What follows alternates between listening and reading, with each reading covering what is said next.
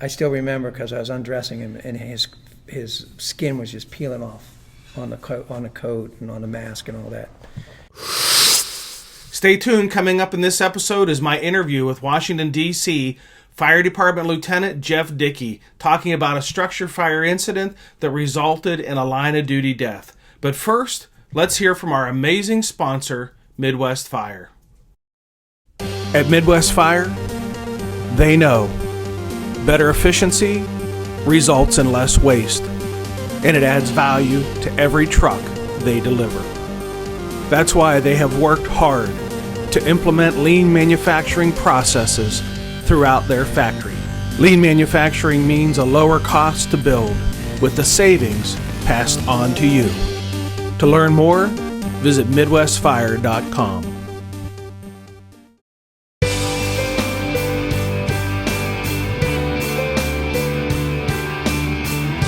Hello, everyone, and welcome to episode 312 of the Situational Awareness Matters show. I'm your host, Rich Gassaway. The purpose of this show is to improve situational awareness and decision-making for individuals and teams who work in high-stress, high-consequence, time-compressed environments with changing conditions. The SA Matters mission is simple. We want to help you see the bad things coming in time to avoid a bad outcome. Today's feature segment is sponsored by the Situational Awareness Matters Online Academy. The Online Academy trains and certifies your members on situational awareness skills essential for improving high-risk decision-making outcomes. To learn more about this highly acclaimed program, visit the SAMatters.com website and click on the Online Academy tab under the Training section at the top of the homepage. I want to take a quick moment to mention that in response to the travel restrictions and limits on social gatherings, we're now offering programs virtually. I'm in the process of setting up a website for virtual programs, but in the meantime, if you want to learn more, just visit the SA Matters website and click on the Contact Us tab, and I'll contact you. In today's feature segment, I interview Jeff Dickey, Lieutenant from the Washington, D.C. Fire Department for more than 30 years. Jeff was an acting officer during an incident where a D.C. firefighter was killed, and Jeff and his crew were there to recover his body. One quick note, if you're new to this show, stick around after the feature segment and learn more about our mission, how you can host a live event if you're interested, and how you can get connected with us on social media. All right, let's jump into my feature segment, my interview with Lieutenant Jeff Dickey from the Washington, D.C. Fire Department, talking about the line-of-duty death incident where he was involved in the body recovery.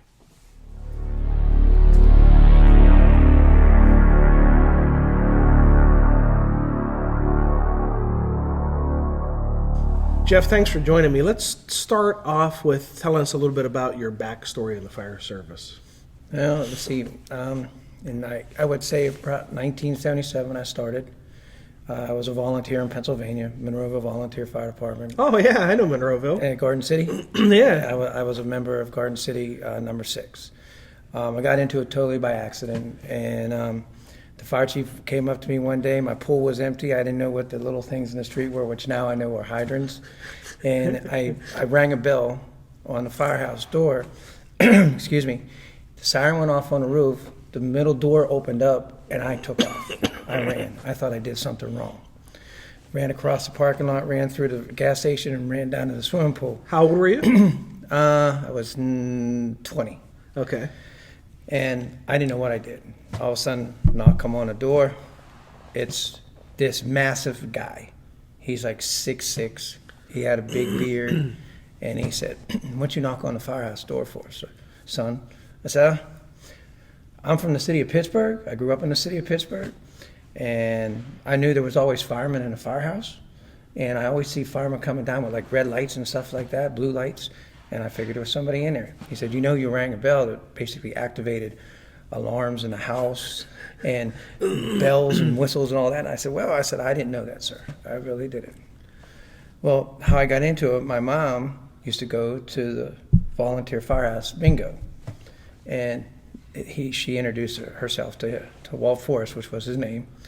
And then the following day, Walt came down and said, we'll see you next weekend. I'm like, what are you talking about, sir? He goes, we'll see you next weekend. We're going to Weirton Fire School. You're going to your first fire. Do you know that my connection to Weirton? Do you know? That's where I grew up. Oh, really? Yeah. Well, then you know about the Weirton Fire School. Yeah, I taught there like 15 years. Wow. Yeah. We did basement fires. Yeah. And they gave me a pair of red gloves, aluminum hat, a long coat, and pull-up boots. My first class. Walt goes, come on, you're gonna go down that hole with me. I said, what hole? See where the smoke's coming out? I said, yeah. He goes, we're going down in there, we're gonna put that out. I was like, okay. So they gave me an SCBA, had no training, put her on upside down like a scuba tank. He goes, no, straighten me out. So they opened the doors. I'm sure you remember the field where the simulator was at that time. I took like 2 steps down and I turned around and he was standing at the top of the steps. He says, no, you got to go down. I'm like, no, I don't. He says, yeah. He turned me around and pushed me down the steps. Ever since then, I became a fireman.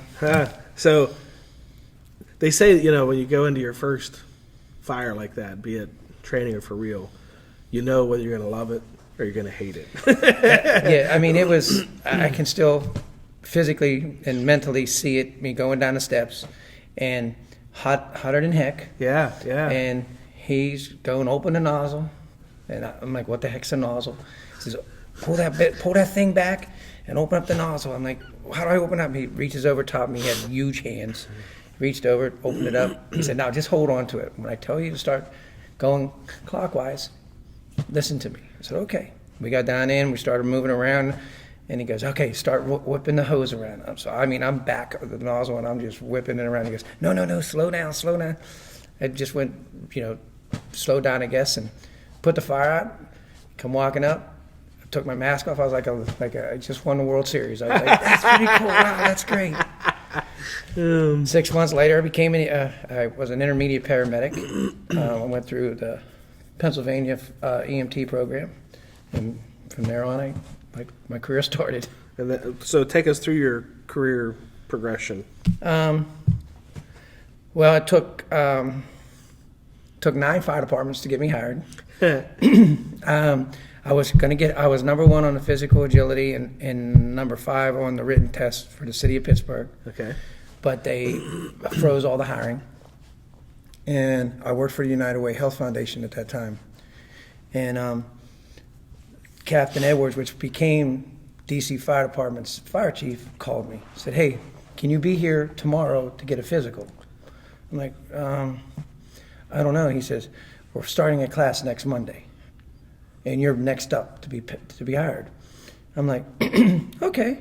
I said, fine. I said, so I called, at that time, my ex-brother-in-law, and I said, hey, look, you want to go to D.C. with me? I said, I have no idea where I'm going, but we'll go.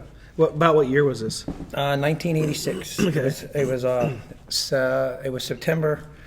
It was like the last week of September, because Okay. I got hired October 6th. Okay. And we went down there, and we got lost, like you wouldn't believe.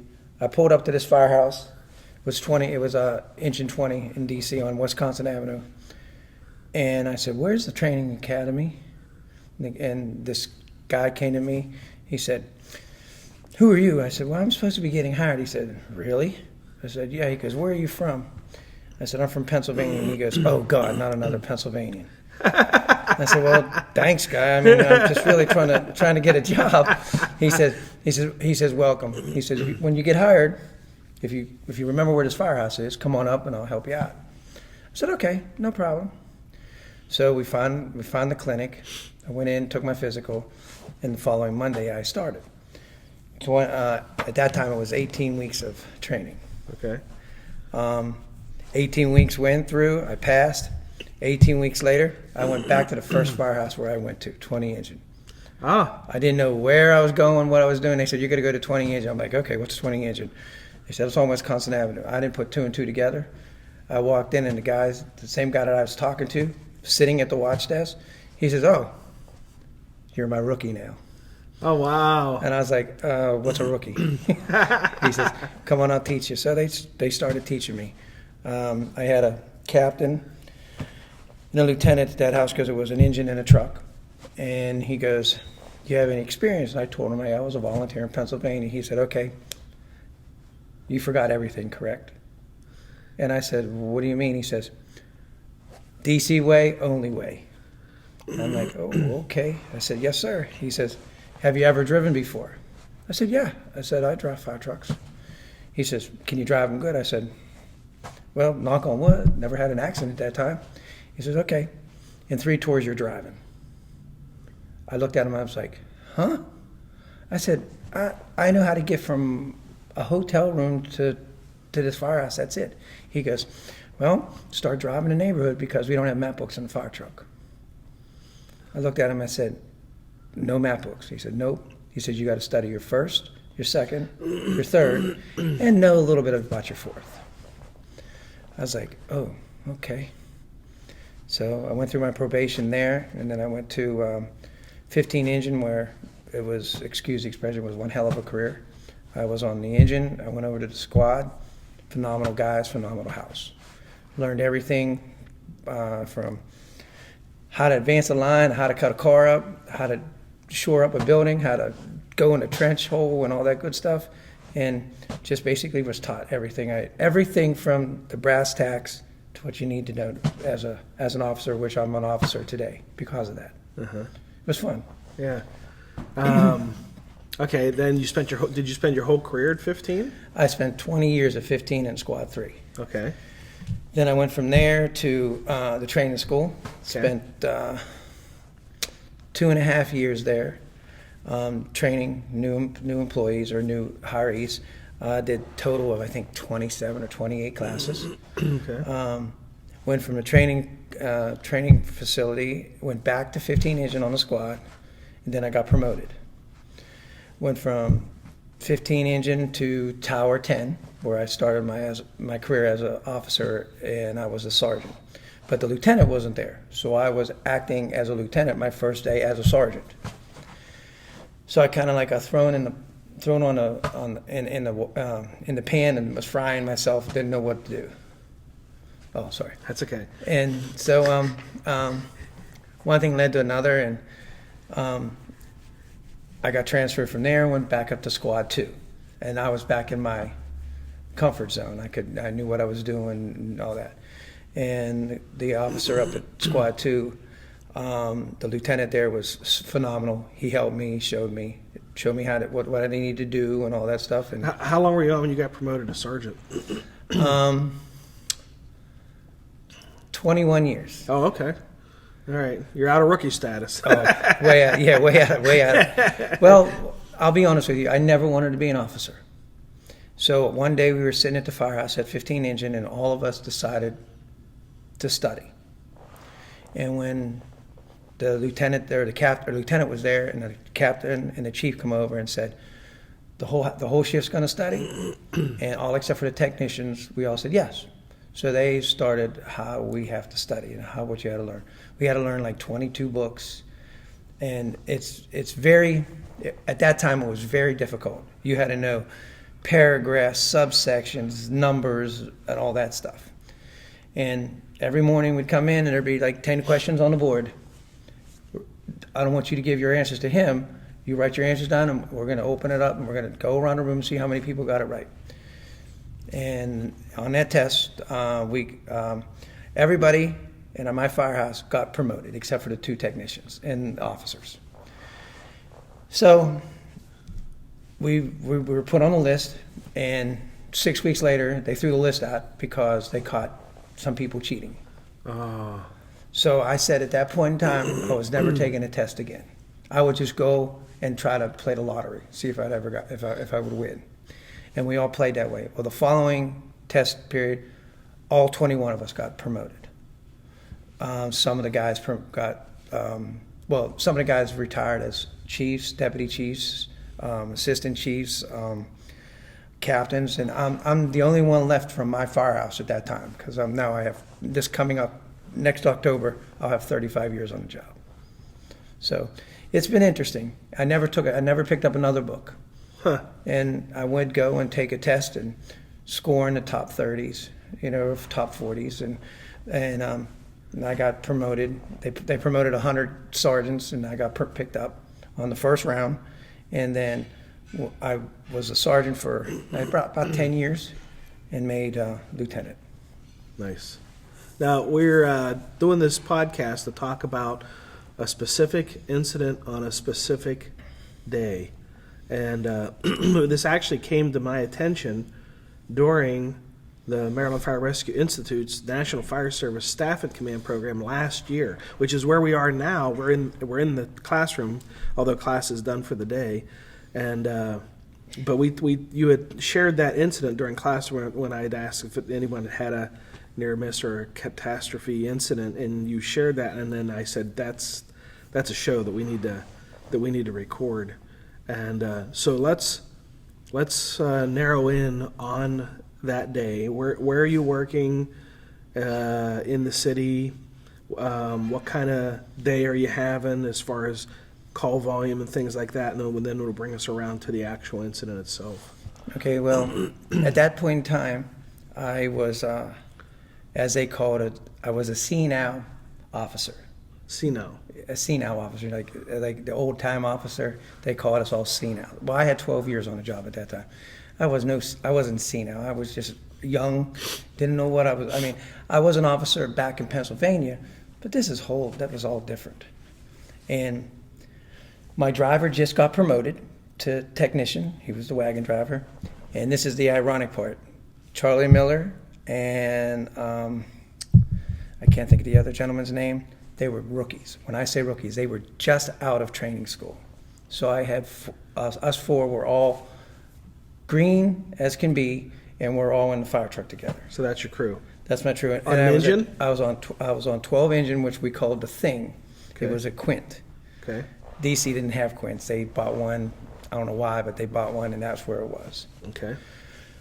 Well, they put an alarm out, a box alarm for Kennedy Street for fire coming from the basement. Okay. Now, what would be on a box alarm? There's 4 engines. At that time, there was 4 engines, 2 trucks, a battalion chief, an ambulance, and not an EMS officer, but they called him something else at that time. I forget what they were calling him, but that was the original box. Okay. We weren't on that box. We heard where the alarm was, and I looked at Anthony, which was driving, and I said, you know what, maybe we should start heading up that way, because it was sounding like it was getting bad. So we started going towards Kennedy Street, and we're driving down the road, and I looked behind me, and I told both guys, I said, look, don't leave my side, I'll be beside you, and we're all on the same page, we're all going to work together. And everybody was, okay, that's cool, we're good to go. Well, as we're going up the street, beep, beep, beep, they put the alarm out, the second alarm. We were first due on the second alarm. When we come over Kennedy Street. Well, before you get to to your arrival, you were saying it was sounding bad. What were some of the things that you were hearing about what was going on in the scene that was giving you that triggered you to say, hey, we should maybe start the thing that triggered me was, I still remember I was listening, and there was a lot of radio traffic. And at that time, there was usually very little radio traffic because not everybody had radios. Mm-hmm. It was just officers that had radios back then. Mm-hmm. And they kept calling, and they kept asking where everybody was. Because it's a 2-story. It has a, what do you want to call it, a little shopping, like a grocery store underneath. Okay. Then it has apartments on top. Okay. And they're saying now the fire's going upstairs into the apartments. Okay. And so, I said maybe we should go that way. They're gonna ask for us, so let's go anyway. Okay. And we just got in quarters. It was I forget the exact time, but it was like probably 7:30 in the morning, and we were all there at 5:30. So the original alarm came out like at 5:15, 5:20. So we're sitting there, and it's still burning and burning and burning. I was like, that's unusual for the District of Columbia, because the 2-story taxpayers, we usually put them out in a matter of minutes, or maybe 10, 15 minutes. But we usually get them pretty fast. Yeah. And I said to Anthony, you want to go? And he said, sure. He said, let's go. Okay. So we hopped in. We told the guys on the hazmat, hey, look, we'll be back. If they don't use us, we'll be back. We'll help you clean up. And they're like, okay, fine. So we went out. Well, then they dispatched us. Okay, now what comes on the second alarm? At that time, it was another 2 engines and a truck. Okay. So we went down the street, and I happened to look over to my left, and I still remember seeing, and I can't recall what engine it was, but that was the second due engine. We were the first due. And as we come over Kennedy Street, the fire that I saw was unbelievable. I mean, Describe it. well, if you can picture a 2-story building with fire coming out of every window and heavy black smoke, and seeing a bunch of firemen actually looking like they were confused. How big's the building? Probably 40 feet wide, maybe 40 by 40. Okay. 2-story. 2-story. Okay. And fire and heavy smoke coming out of every window. Every window. Both floors. Both floors. Okay. Well, when we pulled up, that's when they hit that Sergeant Carter fell through the hole. And he was in charge of 14 engine. Well, nobody knew where the hole was. Nobody knew where he went in. They knew where he went in at because he went right in through the front door. And his lineman came out and said, all I felt was a tug on a hose. And everybody standing there, and it was kind of like Katie barred the door. Everybody started to go in that door to go see if they could get him. So 14 engines crew Was in inside the front door was fighting the fire. and that fell into the basement. No, the only one that fell in the basement was Sergeant Carter. Okay. What they were is Carter. How can I explain it? The lineman had the nozzle. Okay. I'd be the lineman. You'd be Sergeant Carter. I was up a little bit further, probably the next chair up. There was some space between them, Okay. and he went through the whole floor. Okay. Somehow or some way, that gentleman went through, or the floor burnt. I don't know how that happened, but he went through the floor. Okay. He said, I felt a tug on the hose. I don't know Okay. if he fell in a hole or what. Okay. Well, when he fell through the, we're like, okay, we're going in. Well, hold on. At that time, were there Mayday procedures in place? No. No. So there's no Mayday called because you don't have Mayday Right. procedures. The only thing is they kept saying, Carter's missing. Okay. That was all that was going on. Carter's missing, Carter's missing. Okay. Well, at that time, I told my driver, which was Anthony, to go down the street, turn around, and come back up, to put the truck right in front on. Nowadays it'd be side B, but it was side 2 back then. Okay. And I said, put the ladder up, put it to the door, or put it to the window on the second floor. And if we need to, we're going to the second floor. Well, we pulled a line from our fire truck, and havoc was going like crazy because everybody's like trying to get into this grocery store, which was totally engulfed. Yeah. And guys are crying, especially the ones that were on the engine with Carter. And it's just, I don't want to say pandemonium, but it was just really, really going crazy. The chief that was in charge was Bill Mold, and Bill Mold was the coolest, calmest guy in the world. And he walked up to me, and you could see in his face that something was wrong. And I said, what's up? And I called him Bill because I knew him because I played softball with him. And he goes, put the quint up, put it upstairs, or put it in the window and start hosing that down, because we had an articulating nozzle on the front. I said, okay, no problem. So Anthony hooked it up, put it in the window, was doing what he needed to do. So at that time, he ordered us to go to the second floor. And we were up on the second floor, and I mean, we are just taking, I don't know if I can say this on this radio. No. We were taking a beating. Beating. Okay. Okay, and I mean, a heck of a beating. And Lieutenant Emery was in charge of Truck 9. And he goes, relax, Jeff, we're going to put this fire out. We'll be good to go. Where's your crew? I don't let they were young kids. I didn't let them go in the window first. I went in the window first to make sure the floor was solid. Then the rest of them came in, and we were all standing in a room. I mean, everybody from the truck and from the engine, we're all standing there. And we said, and then Chief Emery says, let's go, let's start pulling ceiling, let's work together, let's go back and start knocking the rooms down. Now, do you know at this point that Sergeant Carter is missing? Yes. Do you know where he's at? No, nobody knows where he is. Nobody has not a clue. You know if he's on first floor, second floor, But basement? they knew he wasn't on the second floor. Okay. So everybody was pulled out of the grocery store, and basically just hosing inside the windows. Okay. Well, we're on the second floor, and we're taking that beating, like I was saying. And Emery's going, I keep hearing something. I don't know what it is. And Dave, which was my other gentleman on the fire truck, said, I swear that's an air horn. And Charlie goes, that's my other guy. He goes, yeah, that's an air horn. And there was another gentleman there. His name was Jeff Dietz. He was assigned to the truck. He goes, yeah, that's an air horn. So Emery calls on the radio, did you evacuate the second floor? And Chief Mole come back and said, 5 minutes ago, get the heck out of there.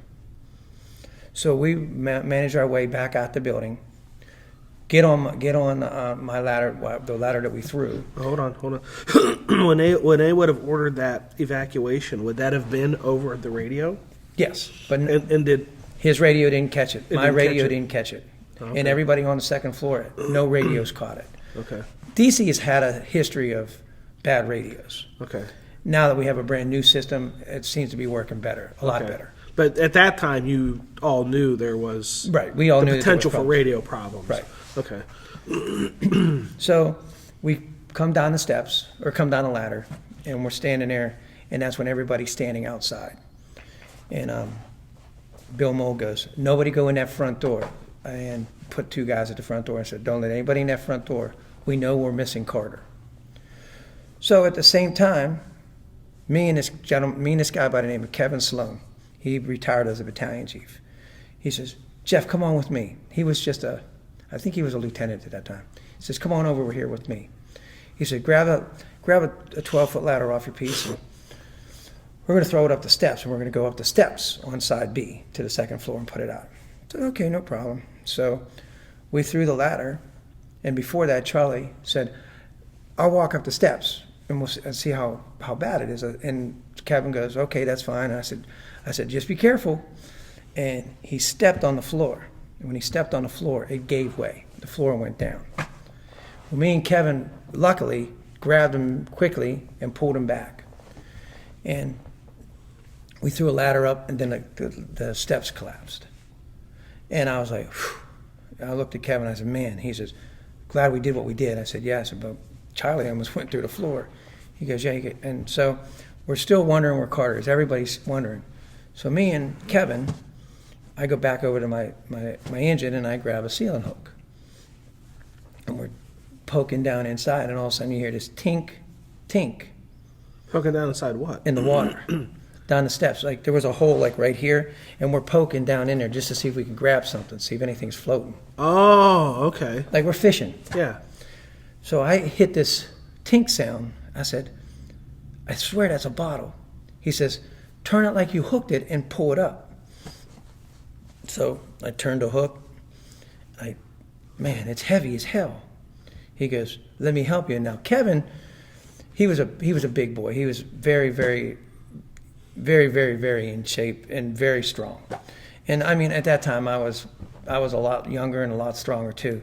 And him and I yoked on the hook. And when we yoked on the hook, Carter was like this on the hook. Oh, wow. And we called, hey, we found Carter. So Kevin goes, we got to get him out of the hole. So then everybody starts coming over. And we're like, get back, you can't get him. We have to grab him by the hook. So we got like a couple other guys to help pull it up, and then we grabbed him. Well, we pulled him out of the hole. And his one hand was degloved. His face, to this day I can still see his face with the mask. And you could see he was degloved along the face, and he had his mask sideways. So we took his coat off him, and basically he was dead. We figured he was dead then. They come over, and they called him dead. they called him. And I still remember because I was undressing him, and his skin was just peeling off on the coat and on the mask and all that. And so we did the lineup, and we basically covered him over with a sheet and all that. And we took him to the ambulance, put him in the ambulance, and went about their merry way. They went to the hospital to basically confirm he was dead. So the thing that I guess one of the reasons why I said what happened to me was, well, after the fire, my wagon broke down, or my engine broke down, I'm sorry. We got it started, we went back down to the apparatus division. And I walk in, I said, hey, there are 12 engines here. My fire truck kept cutting out on the fire ground. And this guy says to me, oh, you killed Sergeant Carter. And I lost it. I went over the counter. If it wasn't for Charlie and the rest of the guys from 12 Engine, I probably would have been in jail. I was going after to kill him because it just hit me so hard. I said, you weren't there. You're a sideline quarterback. How can you even tell what happened? He goes, oh, we heard that you filled up the basement and he drowned it. And I'm like, I called him a few names. I went after him. The battalion chief came out of the office and said, that's enough. Get out of here.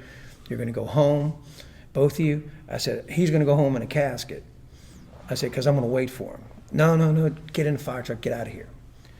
So I went back to the firehouse, and we're all sitting there talking, and it really hit home. It really screwed me up.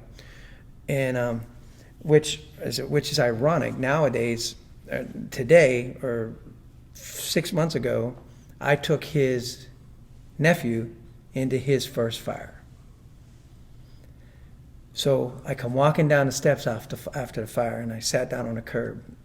And they asked me, they said, what's wrong, Jeff? I said, I took his uncle to his last fire, and I took him to his first fire. And what's ironic is he got burnt on his ears and on just on his face a little bit. And I walked into the ER and I said to him, I said, hey, I said, do you know who I am? He says, yeah, I do. He says, I remember you. I said, what do you mean? He says, I haven't seen you on the job, working with you. He said, I know you were an overtime officer today. He said, but I remember you holding my mother's hand, or my aunt's hand. And I said, why is that? He said, because I was at at his funeral. And he said, I was only 2 years old. Oh, man. Or 3 years old, I think he said. I still remember your face. Oh, man.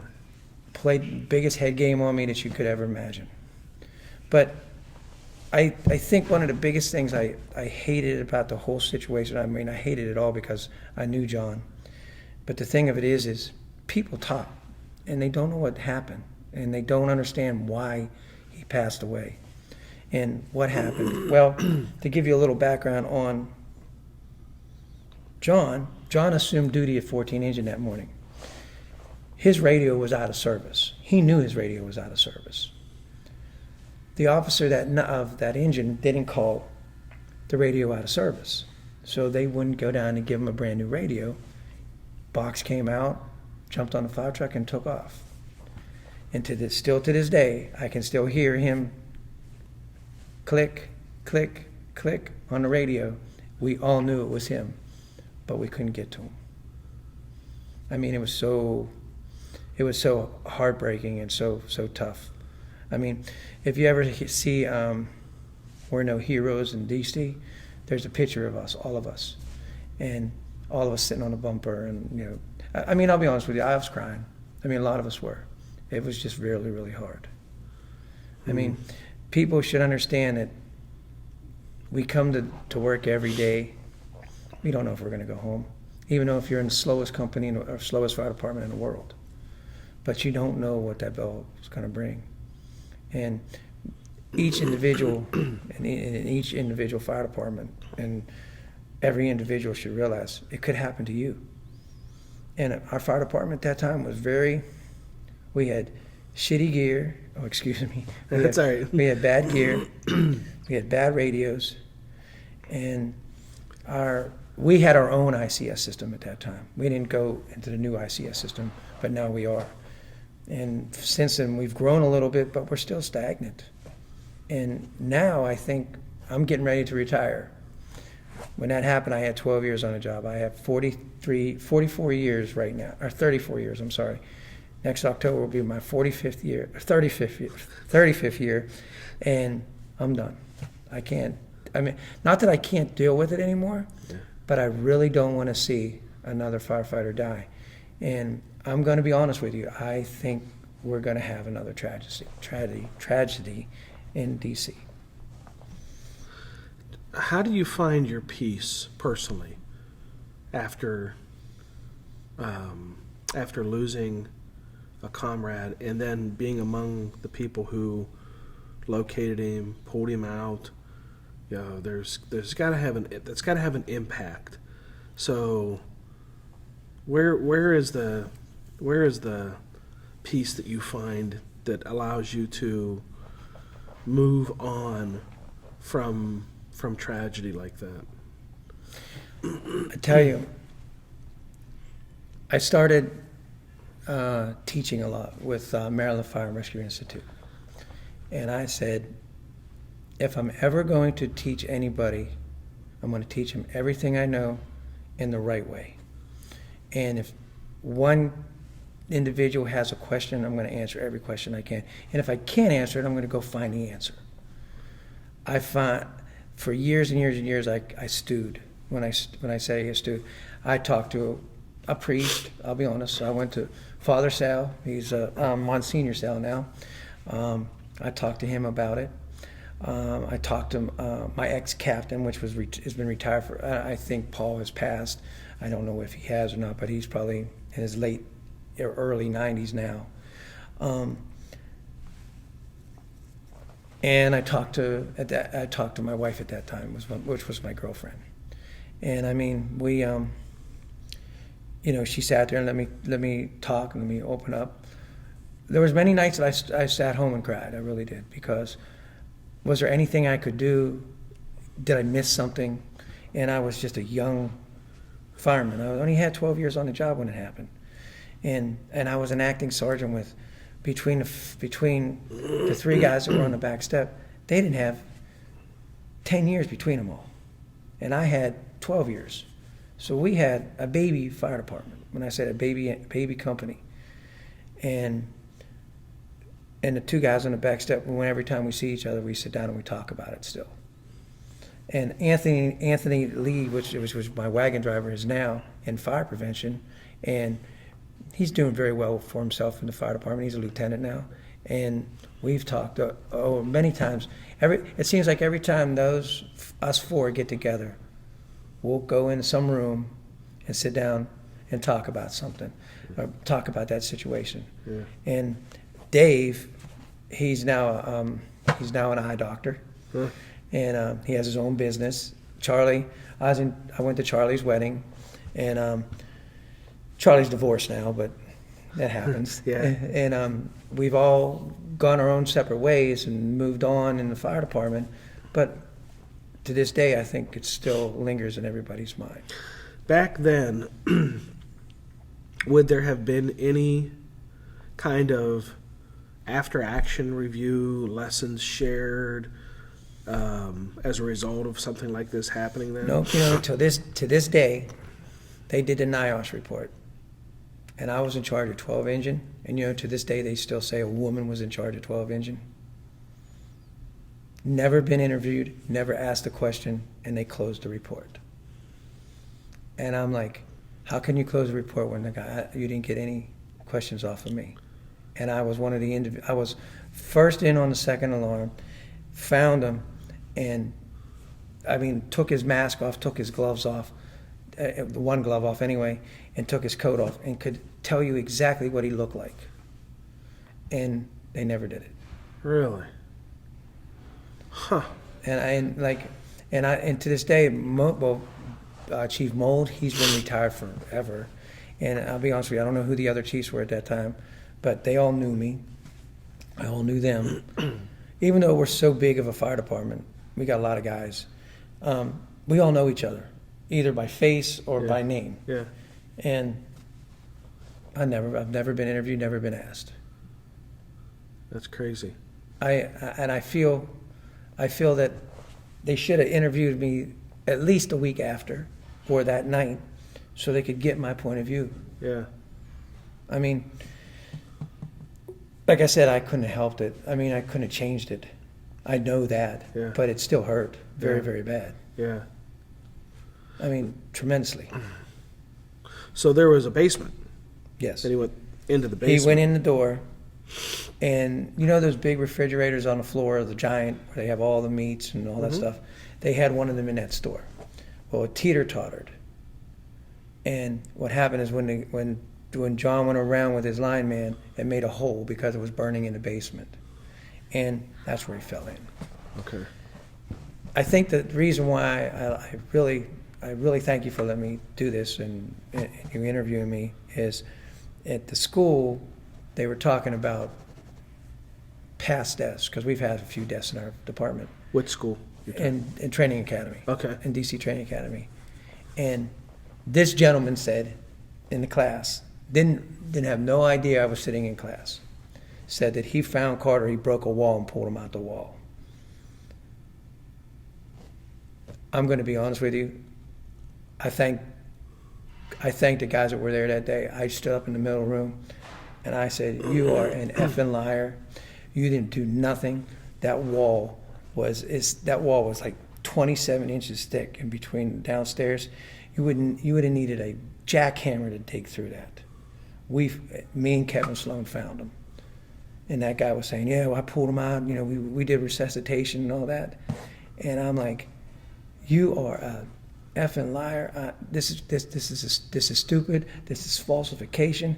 You're saying something that you shouldn't say." Was he even there? No.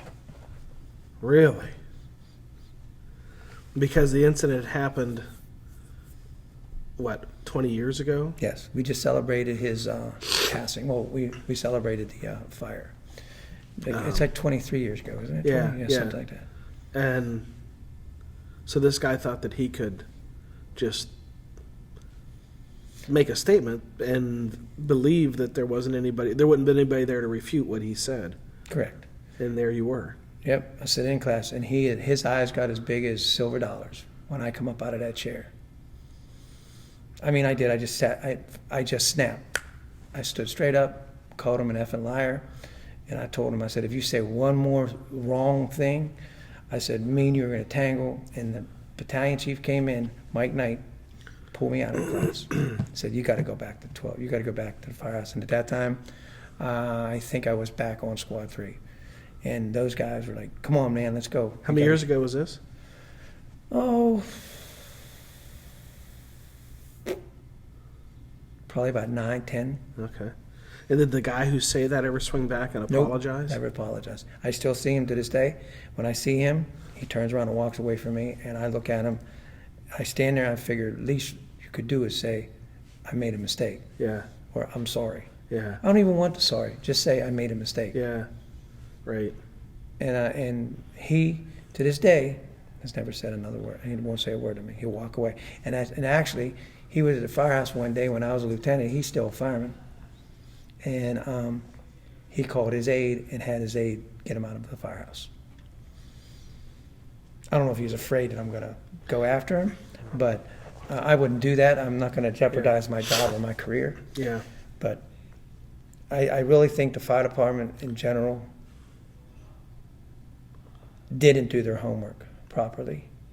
The chiefs at that time all needed to understand that everybody needed to be talked to. Chief Edwards did a phenomenal job. He had, I think, 3 deaths on his watch. Wow. He had the Cherry Road incident, and he had the Carter incident. And Chief Edwards hired me. You'll never hear me say anything bad about Chief.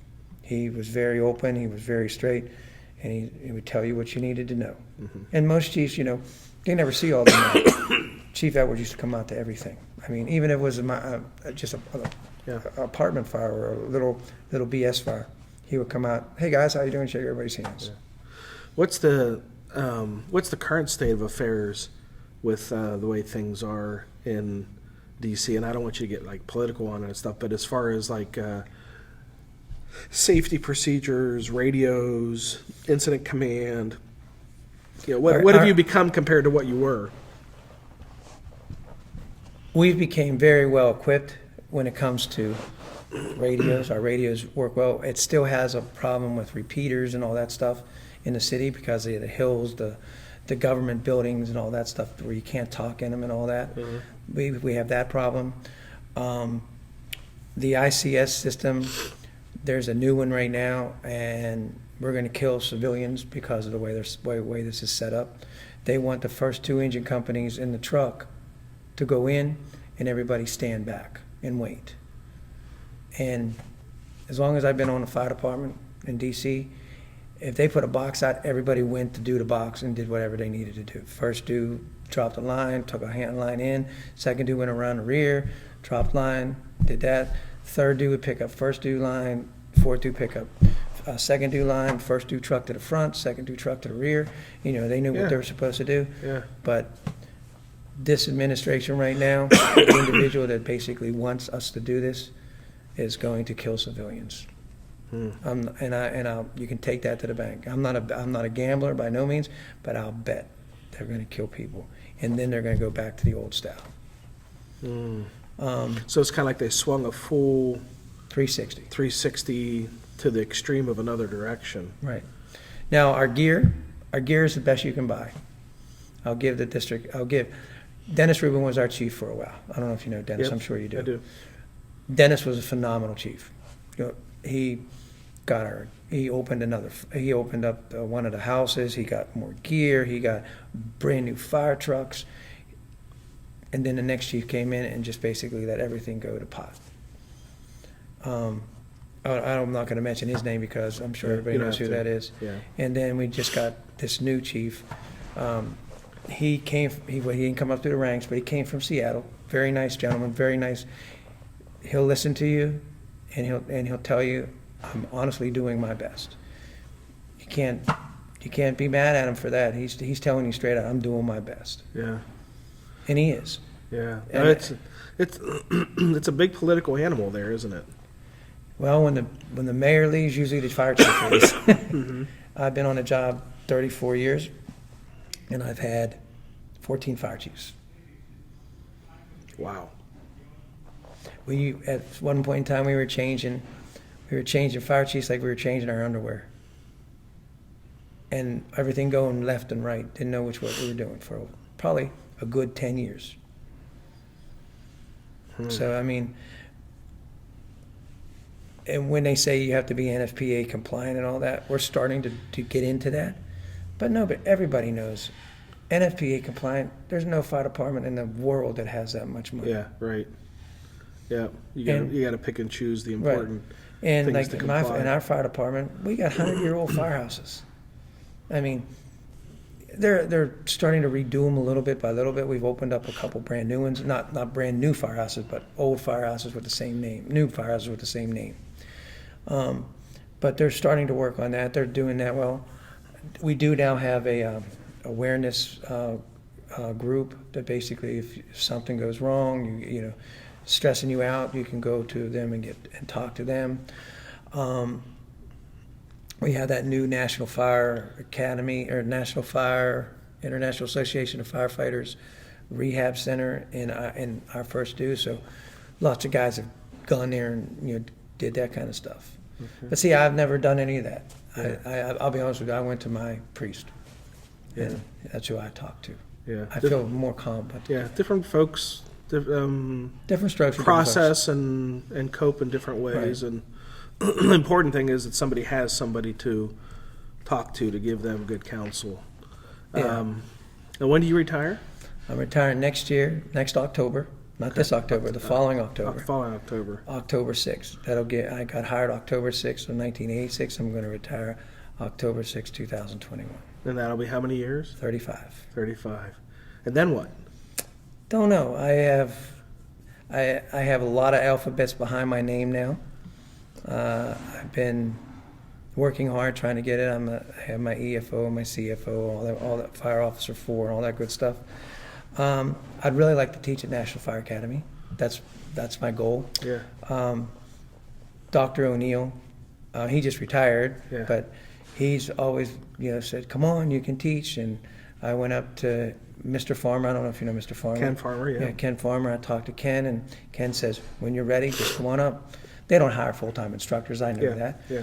And I hate to say it, but when I retire, I don't want my retirement being eaten up by taxes, so I'm going to move to Pennsylvania where it's a non-tax retirement. Okay. And I'll probably do what I want to do. I've always wanted to build a house. I'm going to build a house of what I've always wanted, and probably hopefully teach up there. I've tried to get a fire chief's job here and there. I really have. I think I went out there. I went to Golden Valley, Arizona. I was one of 3. I was the bridesmaid. I was number 2.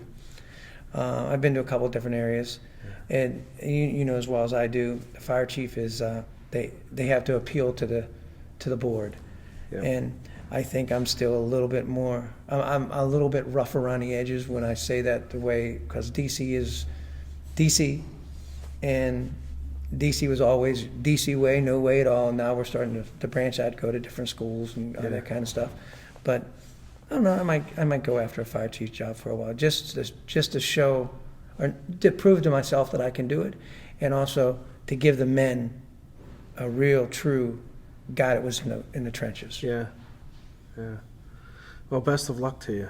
Oh, thank you. And, I'll need it. I have enjoyed the friendship that we've developed over the past year, and I had no idea we had that mutual Weirton connection with your early training. We were no doubt that there at the same. I mean, I was a member of the Weirton Heights Fire Department for 13 years, so.